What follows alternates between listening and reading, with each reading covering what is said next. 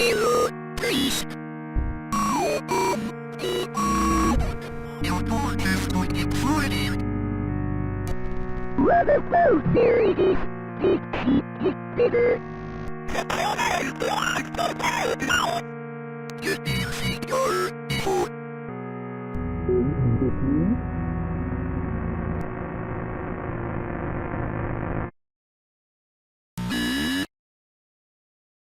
I am a horrible human being, just like you.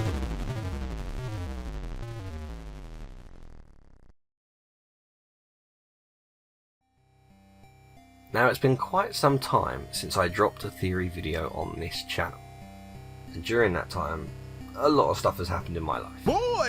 However, I cannot let the final instalment of Faith the Unholy Trinity go by without diving in and getting the answer to all the questions that we still have.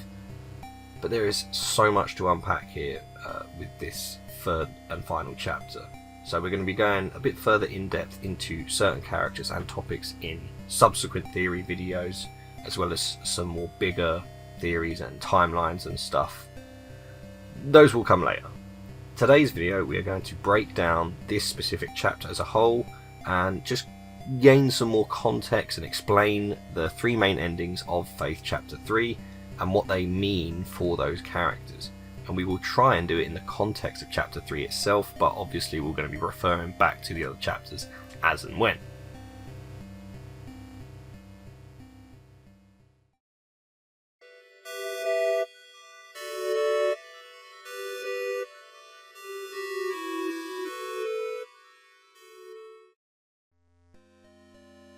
So to provide some quick context to the lore, let's briefly look at what actually happened in Faith Chapter 3. So it carries on from the events of Faith Chapter 1 / John waking up from his nightmare, which was Faith Chapter 2. And yes guys, I've seen some comments, Chapter 2 was a nightmare, it was confirmed by Airdorf in a comment he left on one of my videos. Go and check it out. John, under guidance from Father Garcia, goes to 3 separate locations in Faith Chapter 3 to locate the Martin twins, Nate and Jason, before they are used by the cult, led by Gary Miller, who loves you, in the profane Sabbath as a sacrifice to bring forth the unspeakable demon. The first location being the abortion clinic that Amy used to work at under Gary, and is likely how she was groomed to be a part of the cult.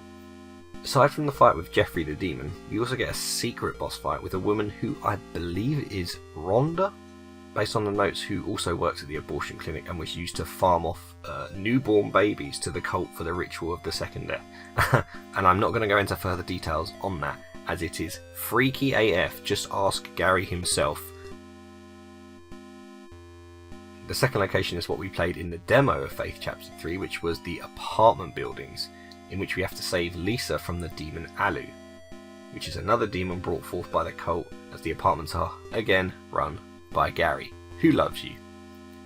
Lisa also has greater importance than we first realised when we pieced together notes and clips which show John and Lisa as 2 of the 6 children who are a part of the Snake Meadow Hill Church fiasco under Miriam Bell, which means I have to completely rethink Chapter 2 and what that actually means for John and his relationship to Lisa and the cult itself, and Miriam Bell is Gary's mum and all that sort of stuff. We got a lot to talk about. From quickly looking back at Chapter 2, there were a pair of twins that survived Snake Meadow Hill Church, though those were seemingly 2 twin boys, which kind of inferred that those were the Martin twins, though perhaps still Lisa and John are siblings, at least that's what I'm gathering from having played Faith Chapter 3. As John had a wife, Molly, or in other notes she was named Karen, again that was also confused me, but certainly it wasn't Lisa.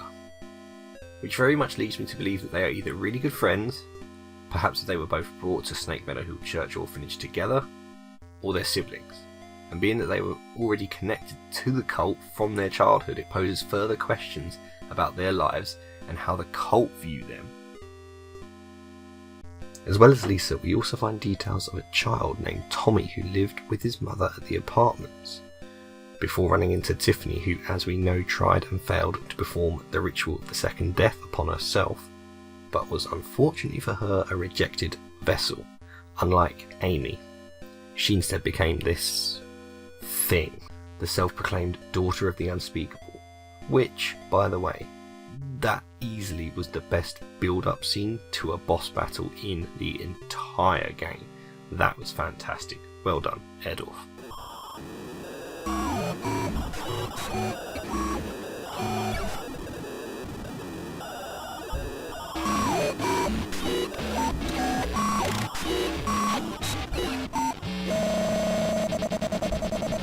How do you know?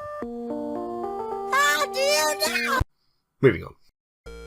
And the third location is the cult's lair underneath a daycare centre where many cult activities take place and where they can again take children for a required number of abhorrent cult rituals. It is also here where we play Squid Game. Boy! We get injected with something from Gary which further blurs the lines between what is reality and what is a nightmare for John. It is also here where we confront and fight Gary in his human form, where he enlightens us on a number of questions that we're allowed to ask him because that's a thing. I'm not mad about it, I just found it odd. The most unexpected answer to come from Gary, I think, was the truth that the twin boys, Nate and Jason, of the Martin family, do not actually exist. And more specifically, Cindy, the mum, had a miscarriage, which we see in a later note in one of the endings to cross-reference and prove what Gary was saying was correct. I thought we were making progress when I got her to accept that she had miscarried and that the twins are gone. But she now seems convinced that they are trying to make contact with them and that she can find replacements for their spirits to inhabit. But their existence after the miscarriage were fabrications that the cult fed to both John and to Cindy, who would not stop believing that they were real. Cindy Martin got to the point where she was creating birthday parties for them in her letters to Bob, her husband, and she would bring up the twins constantly in numerous letters in Faith Chapter 1, from starting their next school year to having blood on their hands from a deer outside. Gary and the cult perpetuated this false reality for her, as it kept her distracted from Amy, who was spending all of her time volunteering at the clinic that Gary and the cult occupied. In the same way, Gary wanted to mess with John, showing him false realities. There are legitimately so many things in the game I could just say, yeah, well that could all be in John's mind, and it likely wouldn't be too far from the truth, but I digress. Gary stated that he wanted John to come to the cult's lair, but I still don't quite understand why. Maybe John, like Amy, is a perfect vessel for the unspeakable, and this again plays into the notion that both John and Lisa may have either survived a ritual within Snake Meadow Hill Church when they were younger. In one note it stated, "She consumed 6 little twigs, only 2 were left to walk as husks." These 2 husks presumably being John and Lisa, but you may say that all happened like years ago, right? Years and years ago. So like the Snake Meadow Hill Church incident was around 1930 to 1950s, and neither John nor Lisa, from where I'm standing, seem anywhere older than sort of their 30s, maybe close to 40s. But there's one thing that we have to remember about Chapter 2 and the notes from Father Clark, who was investigating Snake Meadow Hill Church with a detective. Time doesn't change down here as we know it on the surface. Even now, the hands don't move past 2 AM. Could potentially explain why John and Lisa, who if they were at Snake Meadow Hill Church, were orphans and were picked up in the system by the cult during Miriam Bell's time, so this would be pre-Gary's arrival into the world. It explains how they were able to both be at the church at the same time and still be relatively young. Gary is also the son of Miriam Bell. By that I mean that the second death that was performed on Miriam Bell, a child was passed back through the hole in Miriam Bell's face that was created, and that child would be known as Gary Miller, a human being just like you and me. Why you always lying? As well as that, throughout this chapter, John is constantly having nightmares regarding that night on September 21st, 1986, where he, along with Father Allred, went to perform that famous exorcism on Amy Martin. And we get to learn a bit more about that night. Or, to be more specific, we get John's interpretation of events of that night, as that is the one big theme throughout not just this chapter, but the whole game, and it's truth or lies, reality or nightmare. John's mental state plays such a large part in what we see and play in the game, and very much how the cult and Amy have influenced John, and this is extremely apparent in the endings of Faith Chapter 3.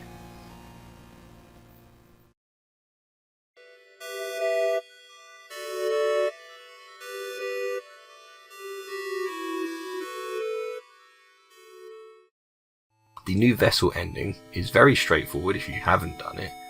All you have to do is go to the locations and then get straight back in the car and leave. And doing this for all 3 locations, this thematically shows that John is just far too afraid to face Amy, or he'd prefer to just, stay at home rather than face the cult.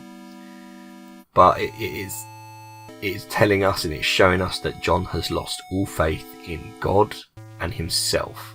This is really poignant, and whilst obviously not the true ending, is nonetheless important as we get to see John giving himself to the cult. Now, by the time that the cult arrived to John's house, I would be under the assumption that they would have already performed the ritual of the profane Sabbath on that specific day and brought forth the unspeakable, as John did not try and stop them. We do not hear of anything related to Father Garcia, at all, aside from the usual notes that we have. But that raises another theory for me, which I will discuss later.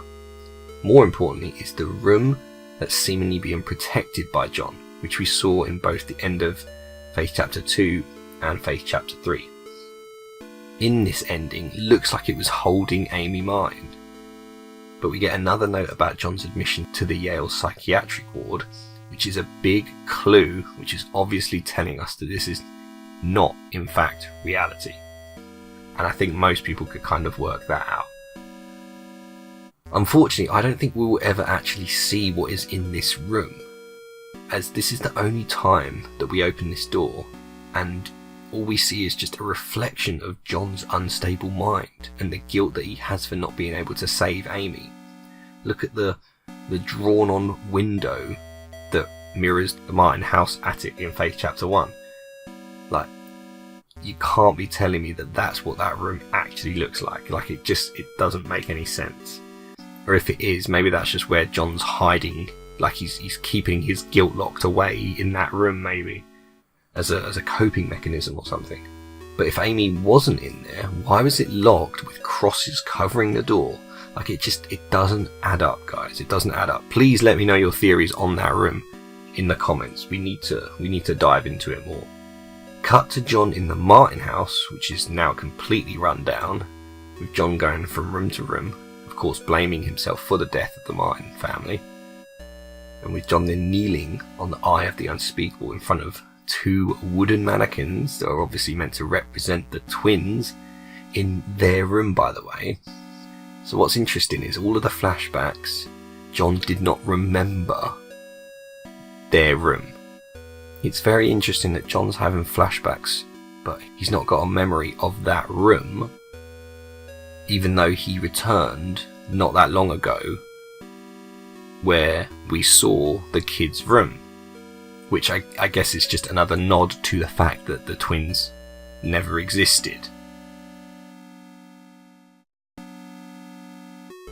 What's very interesting about this particular scene is obviously you've got Amy holding him in one arm, but we also see Michael Davies holding the other arm. What?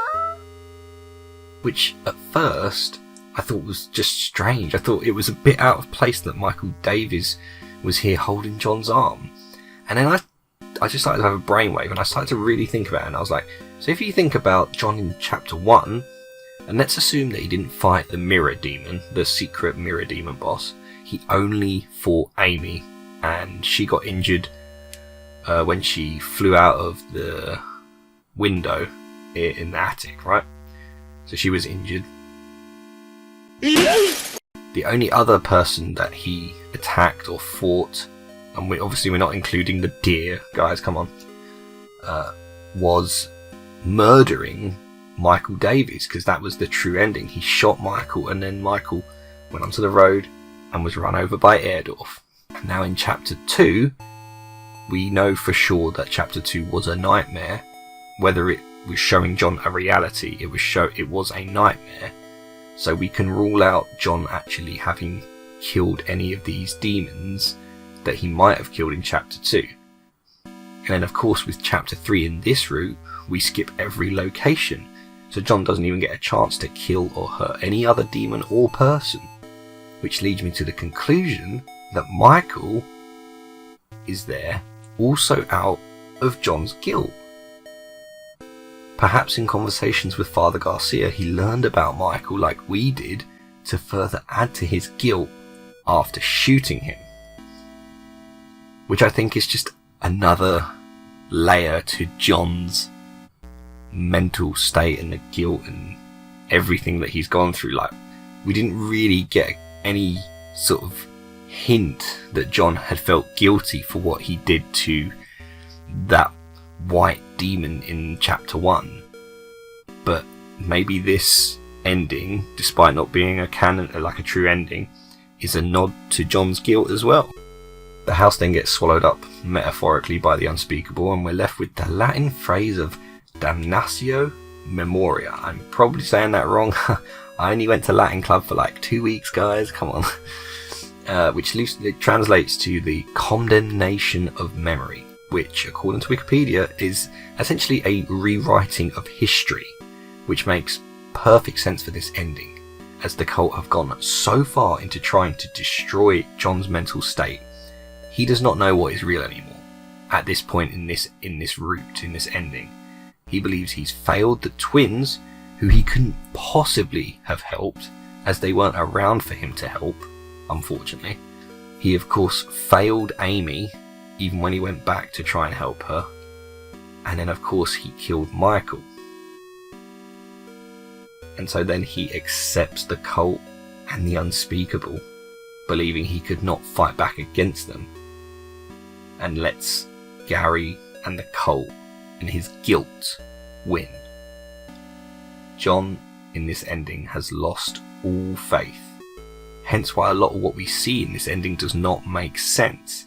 Because if you try and understand it in the context of the whole game, like it literally gives me a headache thinking about it.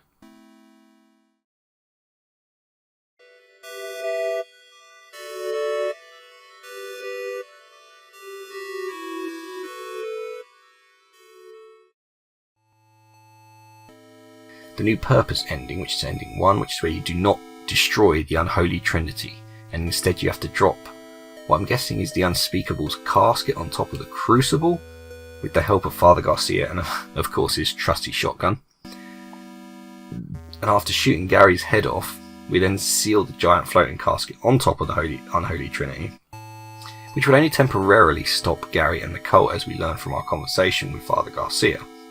We did not destroy Gary or Malthus, but we just stopped the unspeakable for now. John is still wrapped with guilt for failing Amy, and he does not really get any closure, despite going to each of the locations and trying to help defeat the cult. But in the end, there remained things undone and too many questions for him, and despite agreeing to help Father Garcia take on the unspeakable, he has certainly not overcome what happened, and it will likely still haunt him forever. There's also a variant of this ending which get a very different cutscene that tells us a bit more about the mental state of not just John, but Father Garcia. I'm weak. I've done some horrible things. I need time to figure this all out.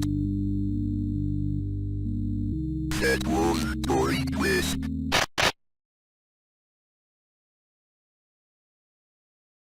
Get easy, evil.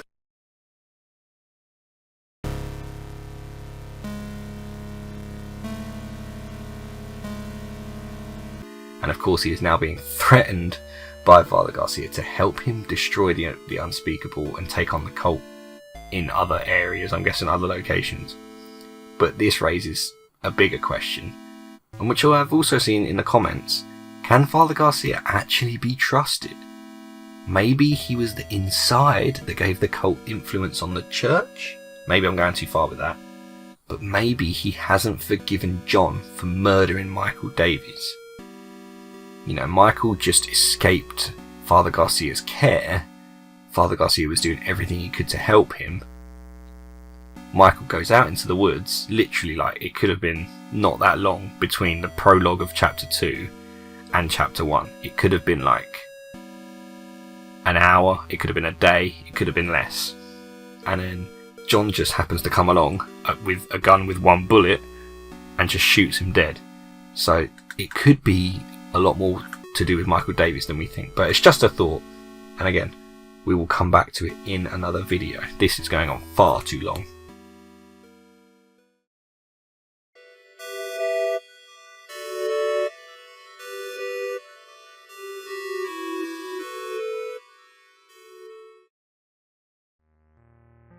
Now, the true ending of chapter 3 requires John to unseal the 3 parts of the Unholy Trinity, which will allow John to enter the Crucible. John must defeat 3 other demons in each location to do so, and we've spoken about the first 2. But the third boss, which is more of a mini-boss, does something rather odd when it actually gets John, and rather than being mortised, John will appear in what looks like the Psychiatric Institute, which unfortunately raises the question again: are we and John just being shown what the cult and this demon want us to see? Is that what John's room looked like when he was there? Was he even there in the first place? I mean, probably, but there's just too many questions right now. Anyways, the Crucible is open for John, and once jumping in, he is once again back in the Martin house. And in the Bible, the Crucible is used as a figure for the testing of people. And so what better place for John to be tested than the house where everything changed for him. Once he enters the attic, the place where he fought Amy and failed her, we shift to what is the real location, and very similar to the inner sanctum of the final boss in chapter 2. Now, firstly, I'm not entirely sure I've got the correct names for the bosses of the final battle, but let's break it down because it can be a bit confusing. So we have Gary and his demonic form, which may or may not also be called Astaroth. So Gary could be the demon Astaroth, but they call him Gary, you get what I mean. As the song that's playing in the first phase is called Astaroth. In the second phase, when the additional demon joins the fight, was Malthus. Then when Gary/Astaroth and Malthus combine inside the body of Miriam Bell, they become, quote unquote, in the song title, Super Miriam. That's literally the name of the song in the final phase. So I'm going to say that Gary's demon name is Astaroth because he originally came from hell, so that demon is Astaroth. And combining with Malthus to make Super Miriam, which is hilarious, by the way. After battling them and setting the body ablaze, Amy appears, which confirms that she was very much still alive after escaping the house in chapter 1. She was just injured from the battle with John in chapter 1. With Gary on his last legs, he tried to perform the profane Sabbath on Amy, as she is the perfect vessel to open the portal to hell and bring forth the unspeakable.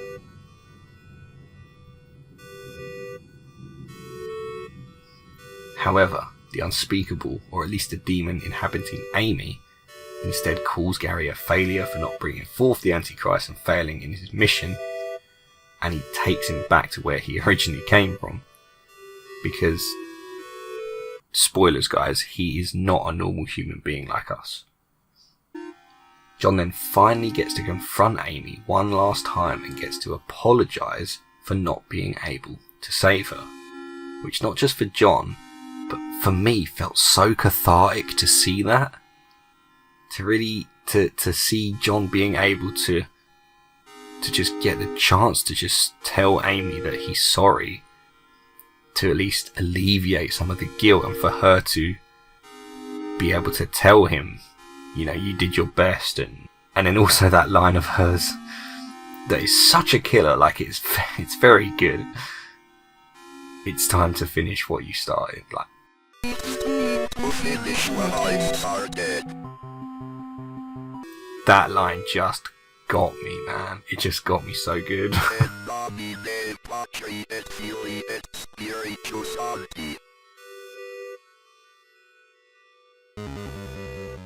And with that, Father Garcia confirms to John the unspeakable is actually still out there, and others could try to bring him into the world, and there might be some kind of sequel to Faith, maybe? Erdorf, can we get a confirmation if you see this video?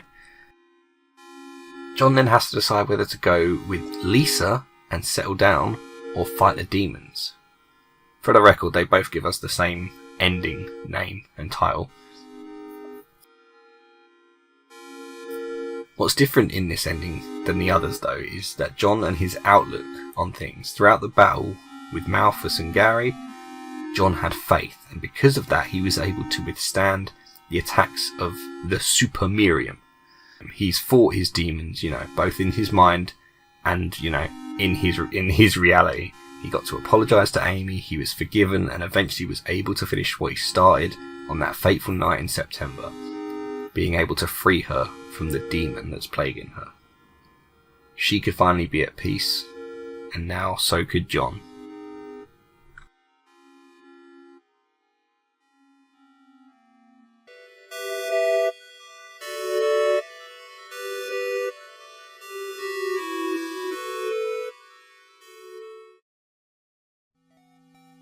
Faith the Unholy Trinity's entire theme has centred around guilt and seeing how it can destroy a person if they are unable to come to terms with what actually happened. People can end up believing so many things that aren't real, and for John, the cult did a good job of manipulating him and showing him many things that may or may not have actually happened. The only thing he could do to save himself was to fight those demons, the ones inside himself as well as the ones the cult threw at him. He has been through such an ordeal, I would still be surprised if he decided to take Lisa's hand and settle down, as he has surely seen too much and doesn't have all the answers he wants. In any case, we still have far too many questions unanswered, and whilst I've shed light on a few things here and there is still so much to cover, like Lisa and John in Snake Medical Church and their relationship, Father Garcia's true intentions, like what was real and what was a lie. These are the things that we still need to know, and I will likely be doing these in the new year for you guys, but I wanted to get this video out before the end of the year. I really hope I have, like I really do. Tell me what parts of Faith you want me to dive into, and we can do some more theory stuff on them. Especially if they're smaller topics, we can focus a video around a smaller topic. It can hopefully come out a bit quicker for you guys, but I hope you enjoyed this, if not brief, dip into Faith Chapter 3, but be prepared for more theory videos. Thank you so much to everyone who's watching it. I'll say this again, if you've stayed this long, thank you so much. Thank you for watching the Faith videos. Please check out some of my other stuff, even if it's just the theory videos on Sally Face and Frambo and Little Miss Fortune and House, Mr. Hops. Just check out some of my other stuff. I'd really appreciate it. Thank you again so much for watching. I hope you enjoyed the video. Have yourselves a fantastic day, and I will see you in the next video.